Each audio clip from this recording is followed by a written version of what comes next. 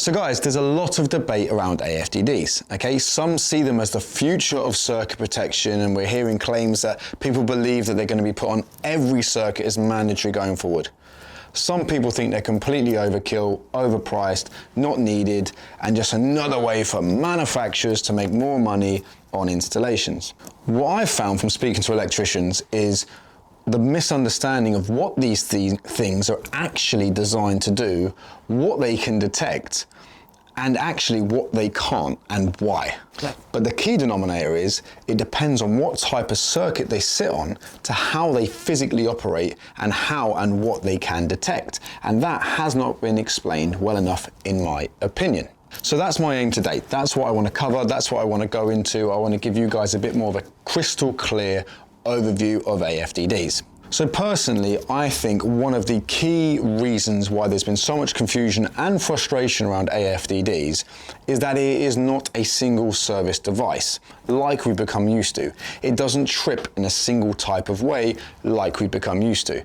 For example, an MCB will detect a short circuit overcurrent and it will trip. It will trip the same way every single time, regardless of what type of fault it detects. An RCD is looking for earth leakage, and again will trip in exactly the same sort of manner as every other protection device. It's either on or it's off. It sees a fault, it trips.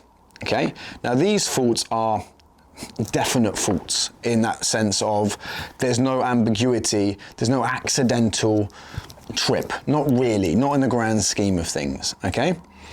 So my personal thing is, not only do we have it in a device that is already a combined unit. So if you take an RCBO, for example, you're combining the functionality of an MCB and an RCD to give you a single protection device that covers both overcurrent, short circuit, and earth leakage. Bang, brilliant. We all love the RCBO, okay? No one more than me at Navitas, right? Love it. Brilliant bit of protection device. But what we've then gone and done is we've integrated another device, the arc fault detection device, and we've integrated that into our RCBO. So now we're asking it to do three things. But here's the caveat. The AFDD does not operate in the same way an MCB or an RCD does. It detects multiple types of fault, and therefore that's why you have the indicator to tell you what type of fault it is. Those faults are determined by different types of circuits and how it can see them, how it can read them, and because of that is open to a nuisance, i.e. mistake. And that can happen, can be mitigated, but it can happen. Right, so that's why I personally think there's been a lot of frustration around it. Let's park the price for a second, because let's be honest, they are expensive, okay? Much more expensive than your standard RCBO, MCB certainly ever was, okay? So, like I said, an MCB will respond to overcurrent. The RCD responds to imbalance. AFDDs analyze waveform behavior.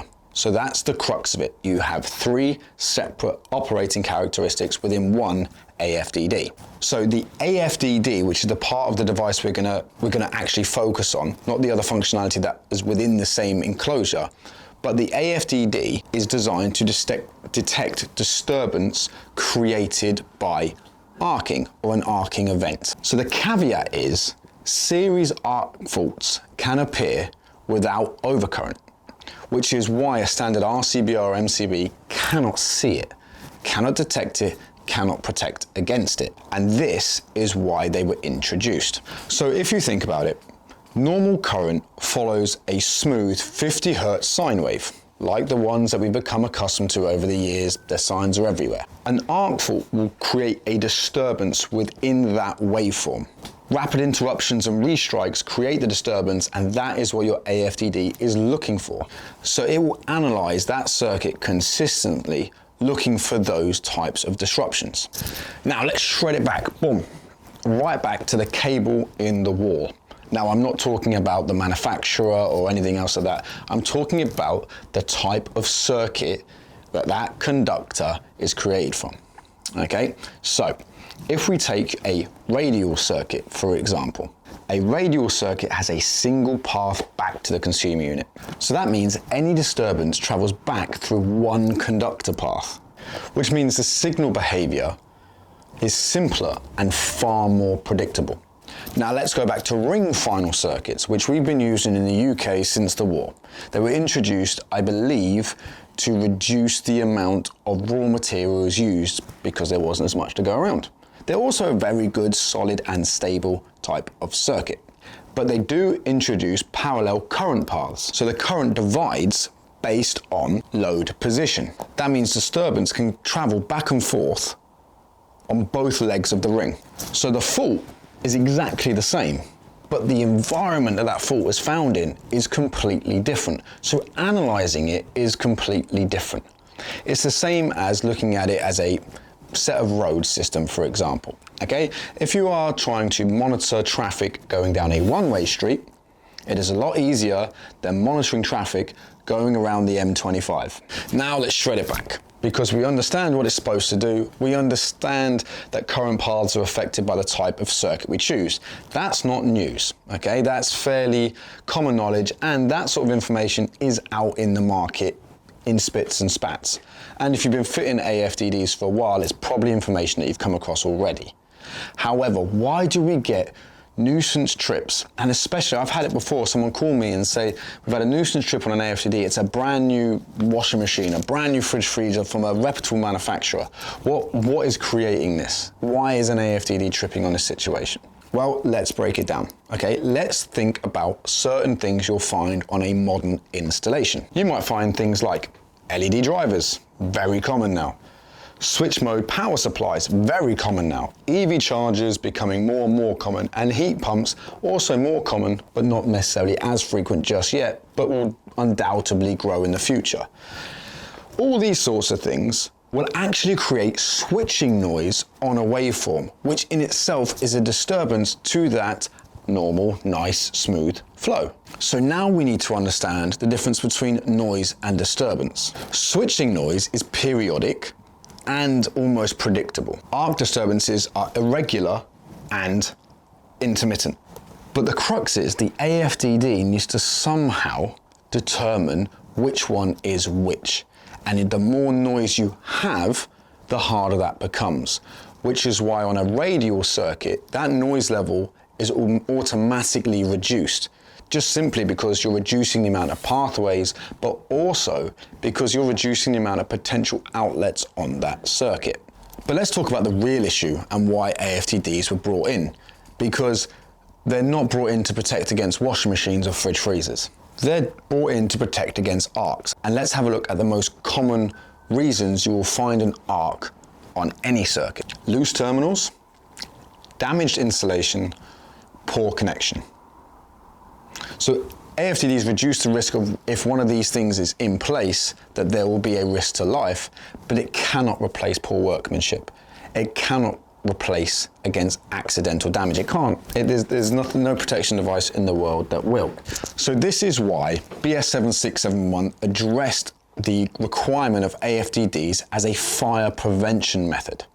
So it was brought in to protect against these things after the fact, essentially, because you just cannot legislate against bad workmanship. And I'm guaranteed you've all been to site, okay, and found a board of spaghetti junction or circuits, or you've done an EICR and you think, how has this not blown up already?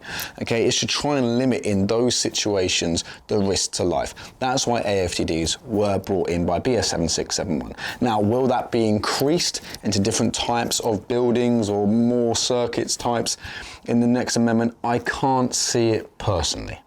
So for those who aren't aware, the premises that you do require it on are nursing homes, high-risk residentials, student accommodations, HMOs, and buildings over a particular height, which I think is 6 stories, but you'll have to double check BS 7671 because I haven't got it to hand at the moment. I apologise. So I don't see it expanding past that. It might, maybe schools or other situations like that, but it's also to only feed socket outlets, okay? So you don't need to put them on a lighting circuit, for example. So look, to round this video off, there's 3 things we need to remember when it comes to any AFDD installation or consider before you even think about putting one on a circuit at all. Understanding the signal behavior is going to help you choose the right circuit. So knowing what this circuit is going to be used for ahead of time, not just throwing an AFDD on it because it has sockets connected to it. Understanding the difference between noise and disruption. the more noise created on a circuit, okay, or likely to be created on the circuit, how can we reduce that? Can we reduce that using single sockets rather than double? Can we reduce it by using a radial rather than a ring? All those sorts of things. And the other, of course, is to try and ensure that any workmanship that was done prior to you arriving there has been checked, and eliminating any form of loose connections or anything else like that. Have a quick glance at the goods in place already, the appliances in place. Are the flexes and cables and everything else on there in good condition? Have you seen, can you see coiled up cables where you can see sort of browning or burning marks? That's likely to create distortion on circuits, anything like that, and explaining this to the homeowner or the occupant as well. Now guys, I have done a full white paper on this, which is completely free, which you can keep in your pocket on your phone at any point. Just go to our website, navitascp.co.uk, go down to right down to the bottom of the page. You'll see a bit there for downloads under info. Click that and you'll see this white paper. I think it's the first one that pops up. Just download it, it's absolutely free. There's also a guide on AFDDs, on our AFDDs on there as well, that shows you the differences between different types of fault patterns and what sort of indicator you're going to, so when the AFDD trips, what sort of fault it's showing based on the way it flashes, etc. That's all on there as well. And of course, you can always get hold of me, either call the office, send in an email, drop me a DM on IG, and I'll help wherever I can. If you found this video at all useful, please subscribe, share it with whoever you think is useful, and just remember guys, until next time, the joy is in the journey. Yeah. Born from purpose, built with pride. For the electricians on the front line, fighting with solutions that guide. Real impact, genuine design. No shortcuts, no compromise. Only truth in what we provide. In the shadows of greed we rise, with integrity as our guide. Challenge the status quo, make your voice known. Rebels in the industry, seeds of change are sown. This is our anthem of intelligent rebellion. Standing fearless, driven by